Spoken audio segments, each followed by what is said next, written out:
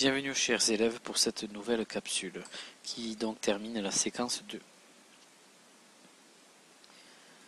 Laissez-moi vous rappeler les objectifs de notre séquence, le vocabulaire des ingrédients, des actions de cuisine et des ustensiles, dire ce dont on a besoin ou pas pour une recette, les quantités, demander de quelle quantité l'on a besoin, demander ou dire quel est le meilleur plat d'un restaurant. Le vocabulaire des ingrédients, des actions de cuisine et des ustensiles. Flour, butter, milk, eggs, sugar, salt, baking powder, grease, mix, taste, stir, boil, pour, beat, bake, a cup, a tablespoon,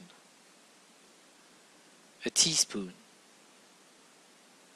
a whisk, a frying pan, a bowl, a microwave oven, an oven, a glass, a tin, a rolling pin. Dire ce dont on a besoin ou pas pour une recette. Donc pour dire ce dont on a besoin ou pas pour une recette, on a trois façons de le dire. Donc la forme affirmative avec some, la forme interrogative et la forme négative avec any. Donc les exemples en jaune et rouge. Faites bien attention et regardez bien.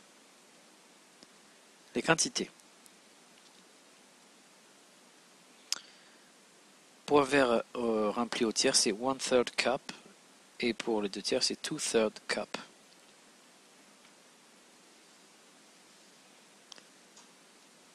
Donc pour un verre au quart, c'est 1/4. Pour un verre aux 2 quarts, c'est 2/4 et 3/4. Alors, 2 tablespoons, c'est 2 cuillères à soupe, et donc 2 teaspoons pour une petite. Demandez de quelle quantité l'on a besoin. Une règle importante à retenir. How much et how many servent à demander la quantité. How much sert à demander une quantité qui est indénombrable, que l'on ne peut pas directement compter avec 1, 2, 3. On doit utiliser un quantifieur comme des grammes, des litres, etc. Regardez bien l'exemple. Au contraire, how many sert à demander une quantité dénombrable que l'on peut directement compter avec 1, 2, 3. Donc vous regardez bien l'exemple. Demandez ou dire quel est le meilleur plat d'un restaurant.